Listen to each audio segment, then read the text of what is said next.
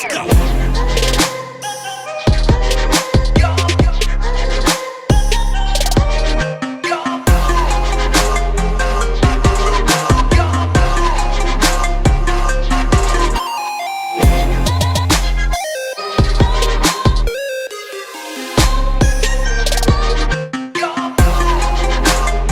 Mr. Derek Anderson, aka the DA. Got a chance to see his channel I think a while ago, actually. And I was like, you know what? I probably should hit this guy up to do a one-on-one for the show. And then I just straight up forgot. And then you had Kaida on your show recently, and I was like, oh, now I remember who this guy was. Then going to hit you up and get you on the show, and we planned it out, and now you're here. Actually, got a lot of stuff. Yeah, man. About. Thanks for inviting me on. Glad to be here, man. Thank you for watching the channel, and I've had a few streams with Kaida, and it's been awesome. So I'm glad you spotted that through that, and you got me. So yeah, what's up? Yeah, man. I always told Kaida he's a white black guy such as myself, and he's like, no. Yeah, man, crazy. But that's crazy. Since you've been doing YouTube for a while, since this is your first appearance on the show, just let the audience know your origin story. How was your life growing up, actually? You know what? Growing up was pretty cool, actually. My parents did a really good job, raising us. I have 3 other brothers. And it was a nice experience, I would say, for the most part. Tried to stay out of trouble, get good grades. Every kid gets into his scrapes and his stumbles, but for the most part, I pretty much kept a level head. Got good grades, got into college, ended up going to UC Berkeley, awesome. After that. Yeah, and then after that, just kind of came back home, settled down, had a family. That just kind of come on. That's the 1980s. Come on, settle down. Yeah, family, well, that's I'm a kid of the 80s, man. I'm a kid of the 80s. Oh man, you didn't do the real black guy experience, which was get involved in a gang, start gang banging, shooting, dating moms. That's the real black experience that I'll tell you about. I did my level best to avoid the stereotypes because I believe there was a future for myself if I did, things the right way. That I honestly believed in all of the things that they, preached back in the day, the Cosby Show, family life, the American dream, that sort of thing. That's what we grew up in the 80s, and we all kind of believed in that. But then as time went on, you started to see, people slipping into gangs and drugs and crime and, all kinds of other nonsense. And that's sad because, there's so much more potential in the black community than that. I consider myself fortunate to having avoided most of that stuff, not having to deal with a lot of that. Yeah. And then after, because I want to talk about your college experience really quickly. What was your college experience like? Were you one of those guys that just did a whole bunch of parties and drank a lot? Or you were just like, oh yeah, man. Yeah. I had a lot of dorm parties. I was telling girls somebody throwing the it back day, even back then. Girls had like the afros and shit. Oh, of course. Well, it wasn't no afros. It was more like Jerry curls back in that day, man. Yeah. Just the typical, like what you would expect from a college. Did a lot of partying, a lot of hanging out. A little studying, I did study somewhat. For the most part, though, it was a laid back kind of existence. Back then, everybody there, the potential for you to do whatever it is you wanted to do was available to all. So it was always kind of cool to see people reach their potential, whether you was black, white, or whatever. Like, we really didn't even see color back then. Like, even in my dorm parties, man, it would be like, every color, black, white, Asian, Mexican, not Latino, Pacific Islander, you name it. We just kind of chilled. There was no animosity, there's none of that nonsense, So yeah, growing up in the 80s and the early 90s and just coming into your own, you really felt like you had an opportunity to just kind of do anything you wanted to do, and there was no limitations. And so that's kind of how I took life. I started writing back then. I started, I even used to write, lyrics to songs, music. I got with a couple of cats, tried to put a rap group together. That didn't go so well. But yeah, I've done a lot, when it comes to that type of stuff. And then on top of that, you meet a girl that you think is going to be somebody that you're going to be with for the rest of your life, and you try to settle down a family and everything. So, again, just trying to live that dream that you see on television. That was really my goal in life. Kind of still is in a lot of ways. Still want to just kind of achieve all the dreams and things that I had, when I was Mhm. coming up as a kid in the 80s. So people know you not now as a YouTuber, the guy that does the videos and stuff. But from your profile, you say you're an author. So you actually wrote a book, right? Yeah, I got 2 books that I've Okay. written. What And what was your experience with that, actually? Um, so like I said before, I've always wanted to write. Mm, I actually took journalism when I was in high school, and planned on, actually going into journalism when I got to college. Um, you know, kind of started to see the way journalism was swinging. There was a whole lot of politics even back then. So I mhm, said, well, I still enjoy writing, so I'm gonna try to do some creative writing. mhm. And then my brother and I, we always been into film. We always loved movies, so I tried my hand at screenwriting for about a decade. I would say solid decade of just Okay. writing scripts, turning scripts in, sending them to various studios, get trying to see if I can get an agent. I did that from pretty much in my early 20s all the way to my early 30s, Mhm. just writing my tailbone off, and, sadly that didn't work out, obviously. Otherwise, I would be, I wouldn't probably be doing this. But learned a lot about writing, learned a lot about characters, learned a lot about storytelling. So like the experience of writing, actually, I tell people all the time, um, it helps you understand what works in Hollywood, what works in film, television, etc., and what doesn't, Mhm. because you have to try to make it work in your own story, and you can see the problems you have, especially when you're getting feedback Right. from, Mhm. you're getting feedback, people telling you, hey man, this isn't really working out, and this is the problems that you're having with this. So as you're going through that process of learning how to write, editing your work, getting feedback from the work that you're, submitting to others, and then trying to improve, you're starting to see the, I guess the cracks in the seam of why Hollywood, makes so much garbage now. You can see, like, Yeah. the simple stuff. And then on top of that, so after that, after I got through with that phase, I said, Mhm. well, because screenwriting is a very strict process. There's very strict rules to screenwriting. If you want to be a screenwriter, you got to follow those rules. Yeah. So I always felt that that was constraining to my style Mhm. of storytelling. So I just jumped into novels. And I've written multiple novels, some that will never ever be published, probably just considered practice in my opinion. But the two that I have, eventually published, self-published on Amazon, got Awesome. Oh, pretty, yeah. yeah, pretty solid, reviews from some of the editors that I sent it to. And I did try to go through the traditional route, but again, that would have been a very restrictive process as well. So I And just said, you know what, yeah. screw it. Let me just self-publish. Yeah, and So let's both be of those honest with books are that. self-published. Go Yeah. ahead.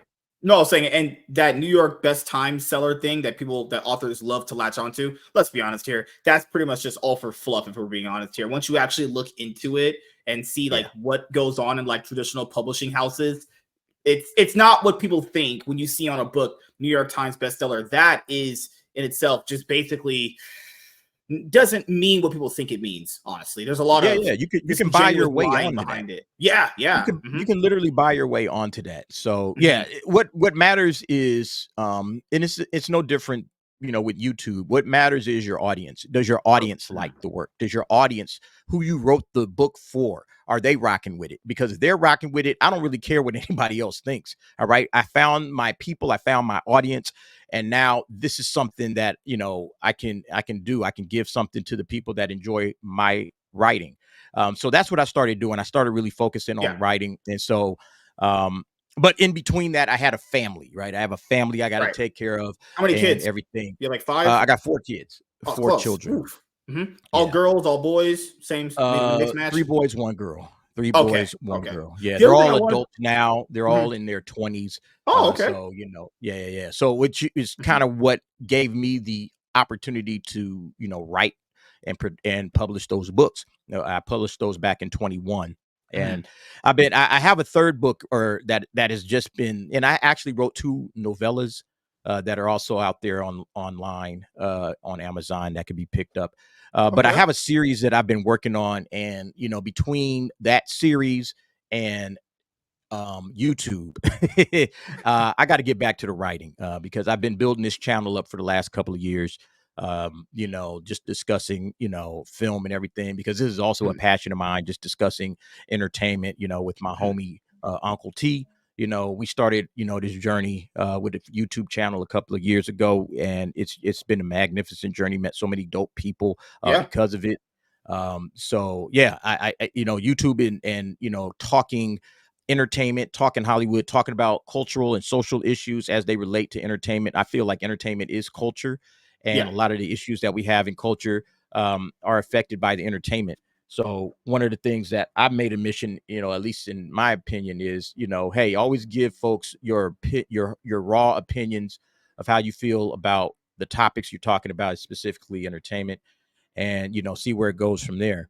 But writing, honestly, is my first passion. Is the thing that I always wanted to do back since I was a little kid. And so I will be publishing another book, and like I said, in fact, I'm working on books constantly, you know, while I'm making YouTube videos, while I'm going on live Mhm. streams with various places. I'm always working on my novels, and so I do have a third book coming out soon. And once that book drops, I'll be trying to see where the next story takes me. So yeah, it's a fun journey, man. Writing, YouTube, and I'm now, kids are gone, they're out of the house, so to speak. And now, I can kind of do a little bit more of what I was doing, before I had the kids. The other thing I'll ask you is because you said you've had some decent success selling your books. How do you get people interested in your books though? Because you yourself know you'd be competing with a lot of other people that are doing the exact same thing too. Because that's been the biggest hurdle with a lot of people is getting someone interested in what you're doing. In anything is really hard. So how did you do it? Honestly, it's much like, in a lot of ways, it's like YouTube. You just gotta, you know, do the best job you can putting it out there, your work. And then you rely on a lot of word of mouth. Word of mouth is the most powerful advertising that you can ever have. If somebody likes a book that you love, or that you've written, they're going to tell other people about it. Oh man, you got to read this book. You got to check this Yeah. book out. Or if somebody likes a movie, or if somebody likes a YouTuber that, it's like, oh man, look at this YouTuber, man, he's great. It's really no different. It's just putting in the work, um, and letting the work speak for itself.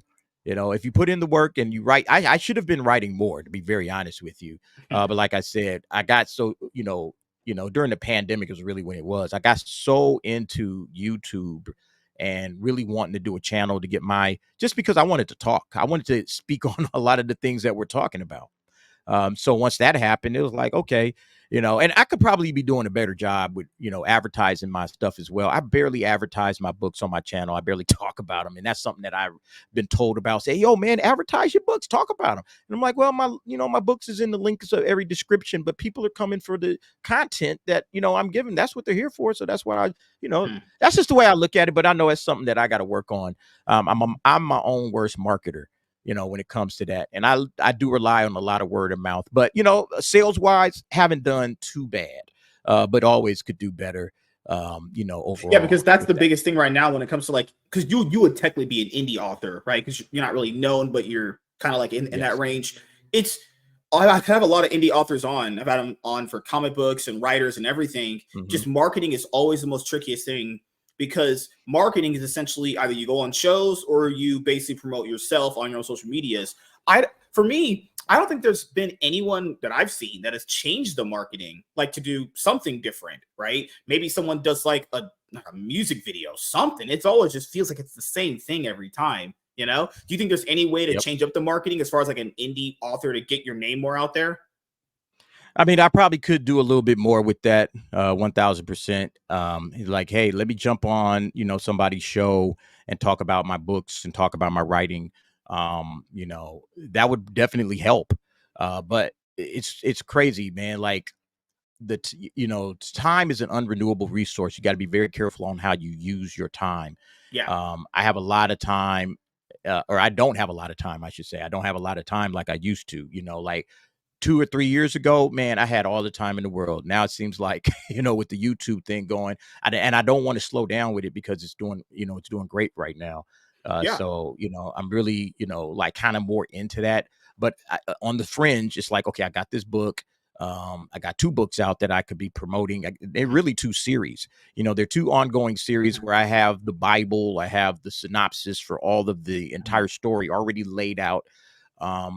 Both novels pretty much have the second book completed. I just haven't polished it up to my standards, what I feel like would be a good, polish Mhm. for the book. So I got to put that, that spit shine on it on these next 2 books that are coming out. And then once I do that, then I can, feel confident. And then I got to get, cover artists and all of that sort of thing. All of that Mhm. goes into it as well.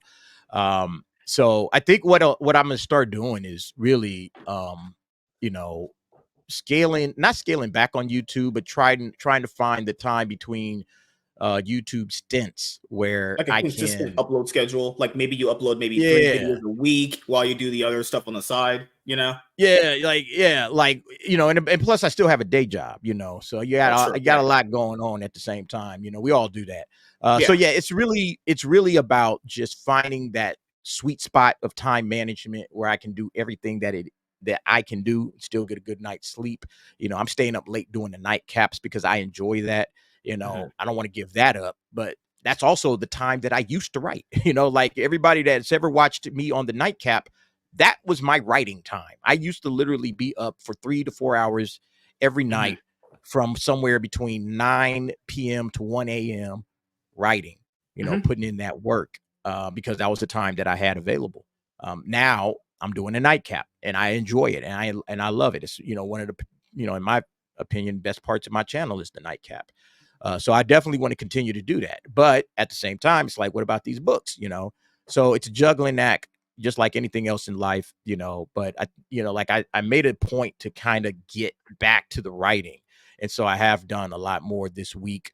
And listen, I'm writing every day. I'm just not writing as much as I used to write. Mhm. I'll probably Like, jump in and do a half hour. subconsciously, you could be like, I could have did more with my time at that moment. Yeah, bruh. Yeah, Exactly. that's my thing too. Is like I had to look at my time and go like, okay, I need to make sure my time is better acclimated on the things that I need to do. And then when I did that, I realized, man, I had more free time than I thought. But then I basically wasn't using the time that I have effectively, because you never get those hours and minutes back. So you want to make sure you're using those hours and minutes effectively on the thing that is going to produce for you the best results, right? And also make you the most happiest too. It's weird to kind of find that balance too, because if you work a 9 to 5, or like we do, and come home Hmm. and there's content, and then also there's writing, and I have 2 other channels. Well, I have 2 other YouTube channels I'm trying to get off the ground too. It's just a lot that goes into it. It's just Yeah, exactly. Like crazy. I'm trying to Yeah. help my son. My son has an anime channel. He's been trying to build it up. I've been trying to help him, and I want to do content over there too, because hey, I love I anime. love anime. I want to do a Yeah, couple of yeah. reviews and everything, but then it's like, okay, where do you find the time for that? Like again, time is such an If he needs help, you can unrenewable always resource. have him hit me up. I'll do anime content with him. I ain't got no problem with it. Oh You just yeah, gotta yeah, let yeah. you No, gotta let me he's know. You gotta let me know a schedule too, because I'm that busy myself. Yeah, yeah. It ain't even a matter of him because it's time with him too. He's got a job, he's got a girlfriend, he's got school, Oh, you're so a black guy with a it's like, job okay, I got and a a job, I girlfriend. got a girl, I got Crazy. school, and I He's got a YouTube lying. channel. Crazy. CNN told me black people all they do is gangbang and rob people. They ain't got no Oh no, jobs. man, we hustling, we working, we trying to do it right. Yeah, yeah. So you got all of that going on. It's like, where does he find the time? And Mhm. just and then just being a regular, young man, and adult, hanging out with friends and everything like that. You want to do all of that stuff, but to the hustler goes the spoils. That's what I've told him. I said, get out there, work hard, hustle at everything you're doing, and good things will happen to you. Mhm. And I try to live that out with my example with this channel. I'm saying, hey, look at me. Just do what you need to do. What's right and wrong, and use your time wisely, and things will happen. So I've published in the last 3 years. I've published 2 novels and launched a YouTube channel, and I'm Mhm. finding moderate success there, but I can always do better. And that's how I look, and that's how I approach everything. I can always have even more Mhm. um subscribers, more book sales, more books. I could have put out 2 more books in the last year, but I've held off because I don't want to put out you know, something that's rushed. It's Right. something that isn't polished to my standards. So, but yeah, the key is finding the sweet spot of time management. It's never been an easy thing. The other thing I'll ask you, because your YouTube channel blew up and you have almost like over 20K subs. For anyone that is just starting or has aspirations to wanting to do YouTube or content creation of itself, if you're not doing on YouTube, maybe you do it on Twitch or Rumble or whatever, what is advice you would give to that person if they want to just get into the game? Yeah, that's a great question. And this is advice that I got directly from Gary from Nerdrotic. I went You and got advice saw from a him white at. man? That's racist. Oh man, hey, what? It's crazy. I met No, Gary in real life. Awesome guy. That's he's yeah. an amazing person, man. He's a dope dude. He's really dope. Mhm, But yeah, no, I asked him the same exact question, the exact same question you just asked. mhm, And the answer was as simple as, and it makes sense when you think about it. Put just crank out as much content as you can. Okay. Just crank out as much content as you can. Make as many videos as humanly possible for you. You know, mhm, whatever you can do, do it. All right. Make videos, make more videos. When you think you've made enough videos for the day, make another one. mhm, Because the more you do something, the better you get at it. You know, and if you start making videos, like I was at a point where I was cranking out like 3 videos a day. Because that's what YouTube will allow for its notifications. Say we'll yeah. notify 3 times a day in a 24-hour period. So I'm like, all right, I'm gonna take full advantage of this 3 notifications Mhm, a day. And I was just cranking out video. mhm, And you know, sometimes I didn't even know what to talk about. Say, let me just pull up a topic and talk about it or whatever. But mhm, it fills up your channel. Number one, it gives, you know, you also get a better idea of what like the audience that you are attracting is going to be interested in and what kind of content they like. So the more videos you make, the better, you know, and sometimes you might, you know, make a video and nobody watches that video. That's okay. All right. You're going to learn lessons from all of this stuff. So that was the number one piece of advice that I took away from Gary. He just said, make as many videos as possible. Don't slow mhm, down. And you'll learn something from every video that you make. Every single video that you make will be mhm, a learning experience. And then the more you make, the better you will get at making them. You will find your style. Your audience will find you because you're putting out more content, and eventually things will just kind of start clicking together. You know, things really didn't start clicking together for my channel until like this time last year. You know, when we were watching what was the show? Ahsoka. Ahsoka is when my channel really started clicking, and things started, you know, rolling. And up until that point, I think I had like maybe like 3 or 4 thousand subs. That was it. But then right after Ahsoka hit, you know, I started getting more people to my channel. I started doing a stream with Echo Base Network. Echo Base kind of, you know, found me sitting on the scrap pile. You know, they said, "Hey, man, you're a good YouTuber. You need to be on my channel." yeah. So Echo Base Network put me on. They helped out a great deal, you know, just by allowing me to come on their show every week and talk about Star Wars. Was immense. And obviously some of the folks that rock with me over there at Echo Base, you know, they follow me. And then, you know, little by little, I started jumping on other streams, WDW Pro. You know, he started featuring me in a couple of spots on his live streams, and we would do videos together, and that was dope. Then, you know, I started meeting cats like Mexican Iron Man. Mexican Iron Man helped me out a Okay. great deal. Awesome guy. It's Yeah. been Mhm, it's been a lot of like people giving me the assist. You know, I'm just making content, but people are saying, hey, you know, we like what you're doing. But if you go back and watch my early content, you could tell I was struggling, and it was a rough, you know, it was hard, you know, because you're not used to doing it. But the more yeah. I did it, the more comfortable I got with it. And then Mhm, next thing you know, I'm just flowing.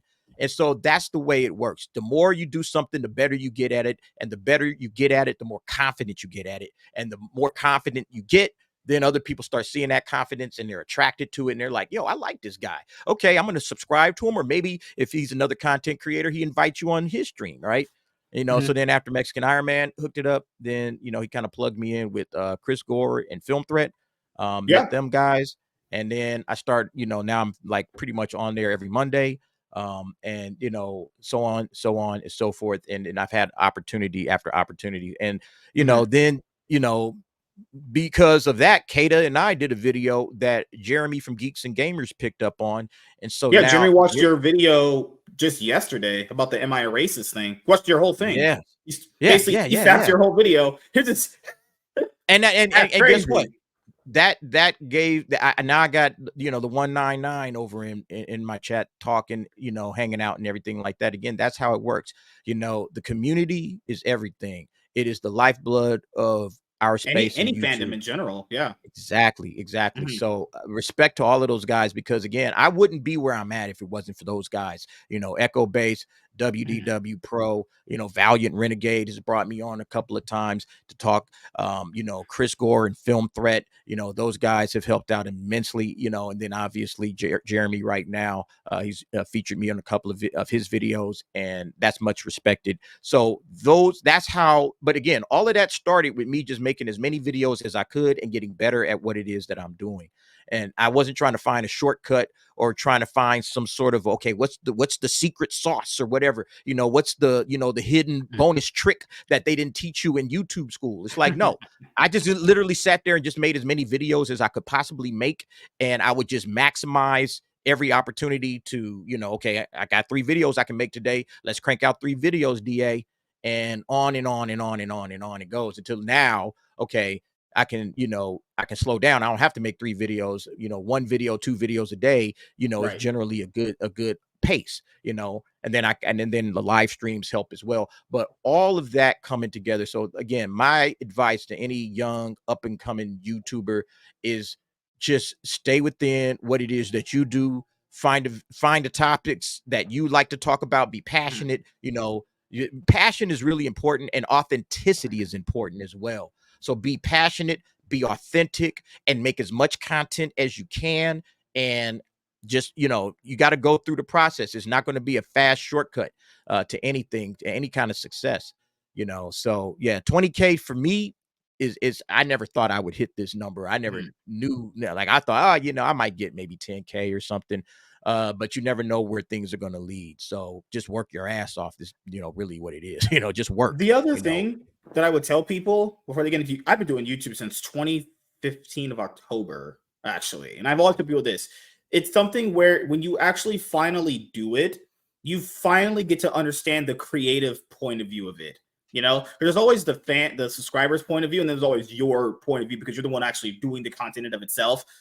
This is Right. one of those things in life where if you don't actually do it, you just aren't gonna know. It's hard to explain to people, because even the way you present a video has to be basically not a certain way, but there's certain styles people like, there's certain deliveries people like, there's just a lot of things. Honestly, there's much more to think about when you're actually doing the creative part than just being a subscriber. And keep in mind, not everyone is going to be able to have a channel because not everyone's kind of a platform, and it's cool to have subscribers too. It's just I realized so much from, like, back in the day, we used to probably watch like a bunch of people. And we're like, man, why don't they do this? Why don't they do that? And then you're in that position. And you're like, wait a minute, that makes no sense to do, honestly, because that just wouldn't fucking work. It's a different point of view when you have like yourself sitting in like the stands versus the guy actually, in the ring fighting. Yeah, yeah, like there is I feel like this when it comes to any creative work. Um, there are people out there that will absolutely rock with you. You just have to be authentic and put the work in, and they will find you. If you're a novelist, if you're a writer, write the most honest thing that you can write, and your people will find you. Now that you got self-publishing, you can put that book out there. You can promote it on X or Facebook or whatever. You could do the work yourself and try to find your people by just getting out there as much as humanly possible. You can join podcasts like this one or others and talk to people and just be honest and authentic. And trust me, you will find your people. I truly believe that. Not everybody is going to blow up. But Sure. Yeah. like if you really wanted to, like I listened to this one guy who was a novelist, and his words were, look, all you got to do in the world, all right, think about all the people in the world. Um, there's probably somewhere between 5 to 10,000 people that are just like you that would read everything you've ever written, because that's who you would read your own work, and so would they. You just got to Mhm. find those people, and you can make a career as an author, but you got to put the work in. All right, you got to put the work in. You got to be true to yourself. You got to be authentic. You got to be hardworking, but right to yourself. Be true. Again, you can find your people. And it's the same thing again with YouTube. Excuse me. You can absolutely find your people. Just be authentic and be true. And they may come from different audiences. They may come from different sides of the planet. Man, I got people that watch my channel from all over Yeah. the world. Find your people. Don't be afraid to like just say, hey, I'm not gonna try to be something I'm not. That's like one thing I tell people. Be yourself, be authentic. You will find your people. You may not have the biggest audience, but the audience you have will love you.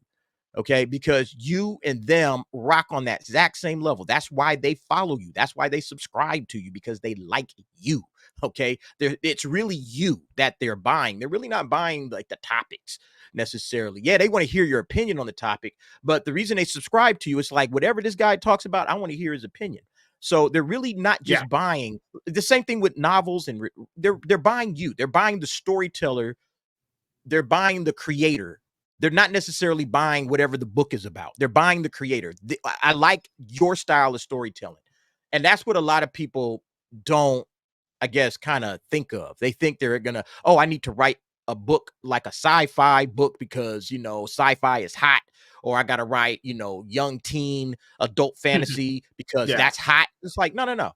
Write the things that you want to read. What would you like to read? Write that, and then go out and try to find other people that would, just like yourself, would read the same things you're reading. That's how you win in this game, by being authentic, and it's a lot of people that don't understand that, which is sad because, there's some great writers out there. And I think sometimes they press themselves too hard to try to be something they're not. The other thing that I would say for any creative endeavor is, just because you're doing the creative endeavor doesn't mean that you yourself are going to find people right away. It could take years and years for things to come along. Like you mentioned before, some people can get it very soon. So some people don't find their stride until a couple years down the road. And a lot of people don't understand that. A lot of people think, well, I saw this other YouTuber I watch and he did it. It's like, okay.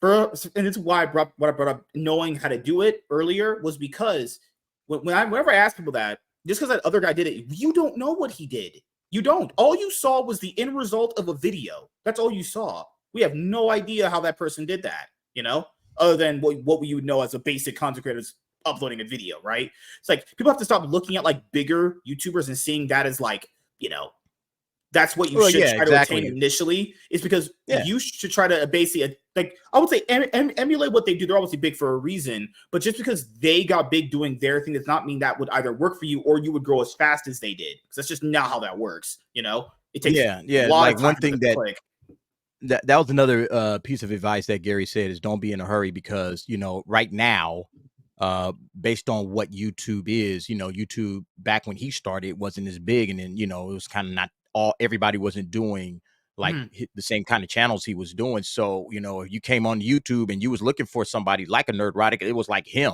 like he was it.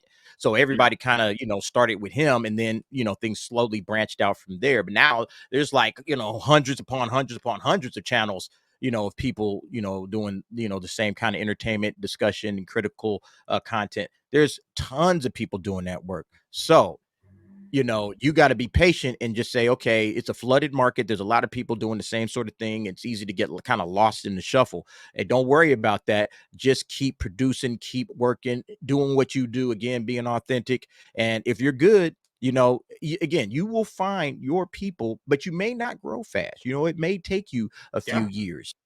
That's fine. I'm okay with it. I'm in it for the long haul anyway. I'm not really trying to hurry up content. Yeah, man. I had a bigger YouTube channel before, and I lost that one because YouTube took it down for paid speech or some bullshit like that. So I had to rebrand this channel, which was for League, into my main channel, and then it's so weird growing on this channel bigger, because the way I grew on the other one is so much different. YouTube was so much different 10 years ago compared to doing it now. So much different, Yeah, I mean, that's what I'm saying. Yeah, it's like the YouTube, streaming, entertainment in general has kind of changed, right? Yeah. Like things aren't the way they were. You know, people are, watching different things. You know, there's more platforms that people are attracted to. TikTok is more, Yeah. taking off right now than it did before. You know, X, now people are starting to stream on X and get, that platform going. You know, Yeah. YouTube is still the biggest, but it has a ton of competition. You know, like you were saying, Mhm. 15 years ago, whenever you started, we didn't have all of these streaming services and different, places to watch entertainment.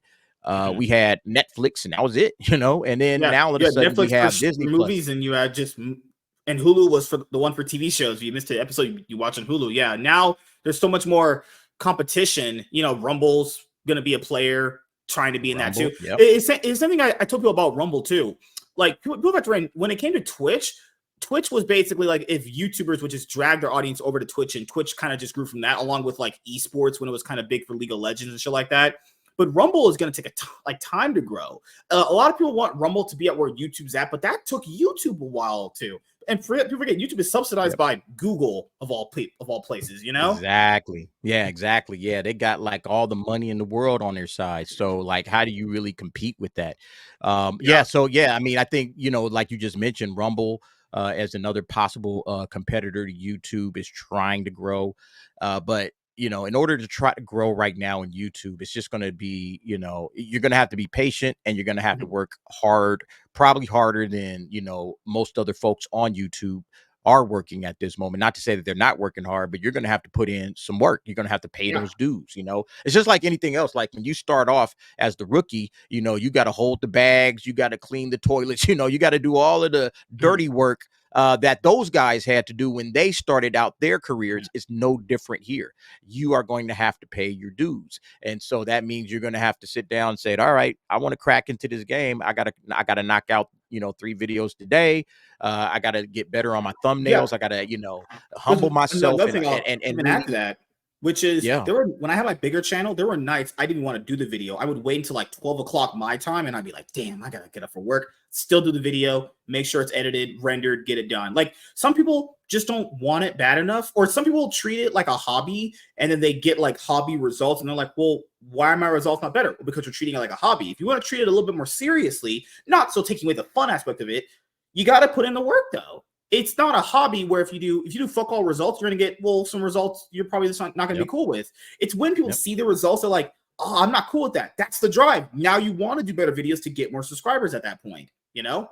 yeah, I yeah, feel like yeah. people should Again, treat it like a hobby initially first to see the results you're gonna get, and then kind of see if you're really wanting to put out more videos or make more content in a much more consistent form, you know? yeah, and look, I'm not gonna lie. There was a point where at the very beginning, it's just like, this is just gonna be something for fun.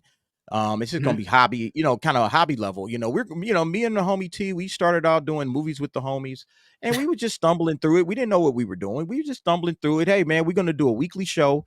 We'll record it.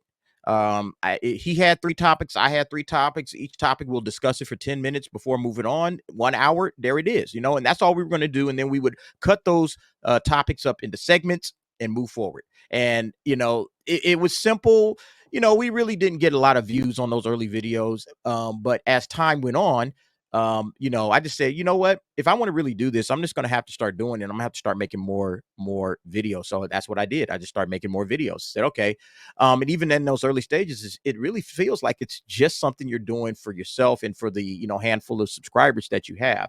I don't think it really gets like serious until you start seeing the money, and then you start saying, hey, I can actually like maybe live off of this if I work my ass off.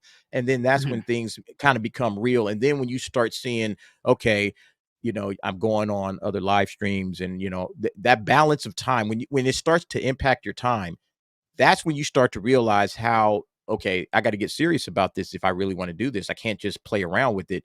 And so you really start to put more effort in. Mhm. And then it becomes like if a video is struggling, it gets demonetized or it gets flagged, then you're Yeah. like, ah shit, I just put in about 40 minutes of work to record a video, edit the video, upload it to YouTube, and now it's demonetized. Okay, what the hell? So then you start getting, you really start thinking of it in a different manner. When it was just a hobby and you didn't care, you was just out there wilding out and saying whatever it is you wanted to say. But then it's like, okay, I can't be saying this type of stuff if I want to continue in this line of work. So I'm going to have to be careful. And that's one of the things I find with a lot of cats, they don't really take the business side of it seriously.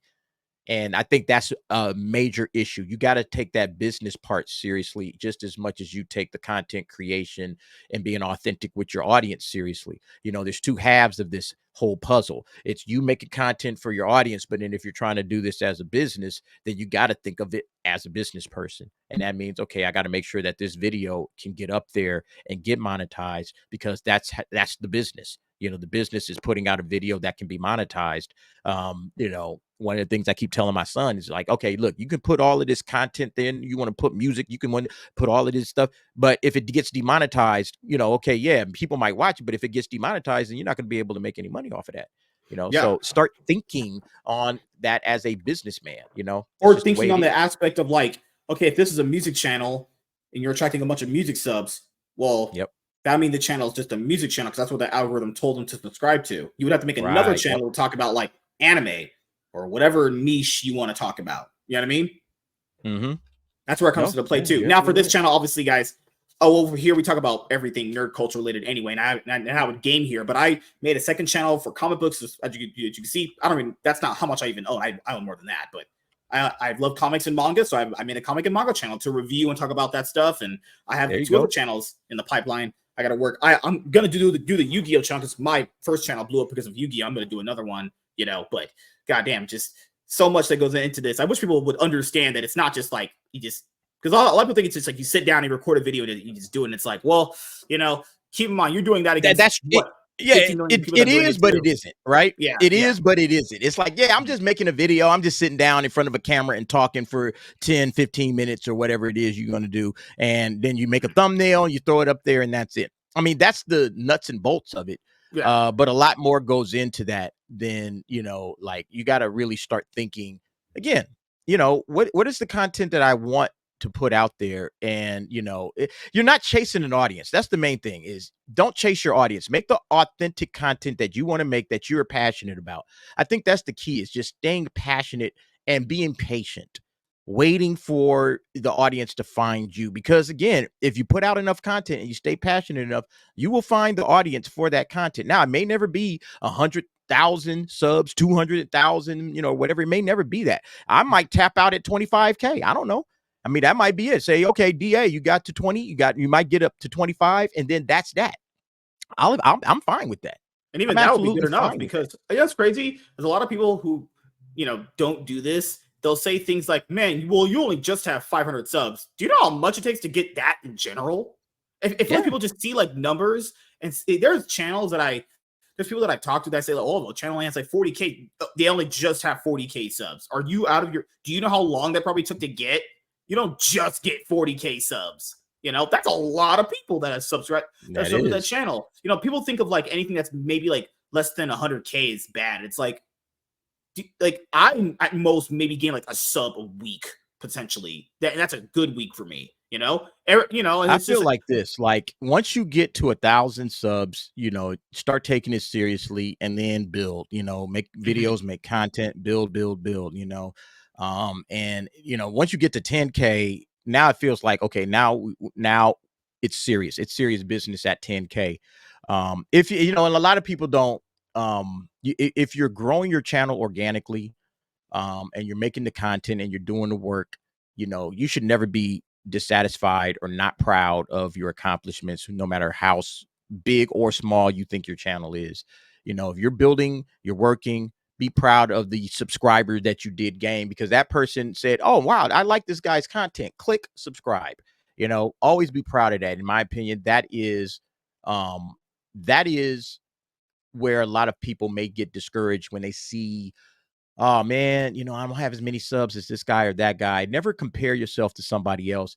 Just say, hey, you know what? I got 500 subs. Man, that's dope, man. 500 people care about what it is I gotta say, and gave me enough, put me on their list to subscribe. Now, these people may never come back and watch the video. A lot of times, you don't really penetrate that much as your subscriber count.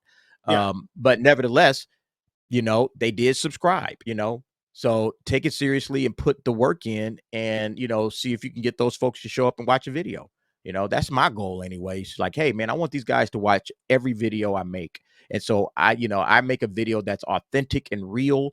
And I also read through the comments and see what people are saying. And I don't discourage any comments, even if they're negative. If somebody writes a negative comment to me, I actually look at that as a positive thing for myself. They took the time, and they might just be trolling or whatever, but I don't care. I take it seriously. All right, this person took the time to actually give me some sort of, feedback, whatever. I had a guy recently said, hey, DA, you need to do this and that with your mic. I think he's, tell me to get a different like mic sleeve or something like that. I was like, hey, appreciate that, man. I don't know if I responded to him with that, but I appreciated him putting that in there. That's something that I can think about. Okay, maybe I need to change that up if my voice is coming in too hot or whatever. But like any little like comment like that, I take that with all the respect in the world. And that's something that you have to do, is listen to your audience. Look, we talk about it all the time. People not listening to their audience, not listening to their fans, not listening to the people that have been supporting them. I never want to do that. When my audience is speaking, I'm listening. Now I might not be able to respond to every single thing they had to say. But if you go back in the day, like my earliest videos, I was probably responding to every comment that was on my videos, because, I want to build that community, number one, but I also appreciate the fact that they even bothered to leave a comment, because comments do help. They help the algorithm. They help your channel grow. So, I respected that. Now it's like, okay, man, I'm getting like hundreds upon hundreds of comments a day. I'm not going to be able to respond to all of them. But I do read a vast majority of those. I'll just like take like, 10 minutes sometimes and just scroll through and just read the comments of a video I just uploaded and just see what folks are saying, and then I do also go back and read through the chat, when I'm doing a live stream. A lot of people are like, oh man, DA missed my stuff. And it's like, it's not on purpose, man. I'm trying to keep a show going. I don't have like a moderator or somebody hanging out in the background, helping me. I wish I did, but I don't. So because of that, and I'm gonna have to check out in a minute because I got something to do with a friend. I forgot. So about maybe 5 minutes, I'm gonna have to dip out. But that's one thing that I definitely do. Is try to communicate with the audience as much as possible, to make sure that I'm hearing their concerns, or if they're hearing their praise or whatever. All of it is important, and never discourage or disparage anybody's, in the chat, or whatever. It's really interesting sometimes to like have a topic going, and you're listening to and hearing what folks in the chat are saying, and seeing how they're taking the topics that you're discussing, and sometimes they just off on their own conversations, and people ain't even really talking about what's going on the live stream. But a lot of times, they have insights that I didn't even consider. It's like, hey man, that's a good insight this person made, and I've actually made a couple of videos just based on that, just based on somebody's comments. Like, what, this person brought up an interesting point, and I want to discuss that. And then I'll make a whole, video about that. Or like even with my live streams on the DA's office, I start every DA's office with the comment of the week. So I go back and find a comment that, of the week from the previous week's videos, and we'll start the show off just with that, because I think a lot of times, your audience has more to say than a lot of, folks may think. So that's how I do it. Everybody does their own way and their own, strategies and everything, and, find what works for you. The other thing, the last thing to bring up before you got to head out in a little bit, is Star Wars. Because, recently, the Acolyte failed because of no one watching it, because there was no one to watch it in general, because people have not been that interested in Star Wars. So it's crazy to see all these people basically blame like YouTubers for the show failing, even though these people say to believe the media. And when the media tells them what they don't want to hear, they immediately just can't believe it. They can't believe that the show had no viewers because they didn't watch. I really firmly believe a lot of these people that say they watch didn't watch at all, honestly. There's no way. Well, again, they the whole concept of blaming others for your mistakes is one of the most asinine things, and your failures, not just your mistakes, but your failures. It's one of the most asinine things it's so, I just don't understand how people get into those positions of power, or those positions where they're making money, they're making Star Wars, and they're pointing the fingers at everybody else. You are the one that approved, like Kathleen Kennedy, you're the one that approved the script, or you're the one that hired the people that wrote the script, that approved the script, whatever. Yeah. You are the one, you're the director, or excuse me, the CEO or the president or whatever. How can you point the fingers at anybody else? That is cowardice of the highest level. Yeah. It is your job to make sure that Star Wars is on top and you don't disparage the legacy of George Lucas. And all this woman wants to do is just point the finger at somebody else and blame racism or blame bigots on social media. And it's like, what are you talking about? All you got to do is, and look, the advice that we're giving them is the advice that would help save the franchise, but they don't want to listen to that. They don't want to listen to that. They want to do what they want to do. They have their own agenda, and that's the main issue. If they didn't have their stupid agenda and they were just focused on making quality entertainment, and if somebody made something that was trash, they fired them or said, hey, you know what? We're demoting you. You can't make this show anymore. You're not going to be a part of this anything anymore. And we're going to bring in new people that actually know what the hell it is that they're doing. If they did that, the franchise would be fine. Yeah. But that's not what they want to do. What I don't generally understand when it comes to like Star Wars fans, especially these weirdo ones that exist on Twitter or any social media platform, because they're even on Facebook and Instagram too, is the fact that they can't in their mind realize that they're not the majority. They just can't believe that they themselves are a small minority and that Disney did that show because they've been pushing that they have been inclusive to LGBTQ people and all that shit. For me personally, I don't really care if someone's gay or bi or whatever. It's mostly like trans stuff that whatever. I kind of just draw the line at the trans stuff. But it's they literally did that. They gave them a show for whatever they are. I don't know, whatever they want to be during the week or what kind of animal they want to be. Doesn't matter to me. They didn't show up to watch. That's the ultimate key. Is that they didn't make the show for they didn't make the show for the audience that was going to come and watch that for Star Wars audience. They didn't make a show for that audience. That's the only reason that the Acolyte failed. If the Acolyte was made for Star Wars fans, they would have been just fine. They're trying to shove a different fan base into the Star Wars universe. They're trying to create fans, and like you said, these people just didn't show up. They didn't show up because they don't care about Star Wars that deeply. All they care about is just pronouns in their bio and flags and all that nonsense. They can't even believe, like when you ask them, you told them, hey, the show got canceled because of low viewership, not because of like Nerdrotic or Geeks and any of those people. They generally think because Nerdrotic did a video talking about the Acolyte in his own opinion means that other people are so beyond stupid they can't form an opinion for themselves to not watch the show. People gotta realize average people watch that show and just didn't watch it. Like the moms with like 3 kids, the dad with a single dad, right? They watched. People stopped watching after like episode 3? That's what Deadline said. After episode 2 or 3, people just dipped out.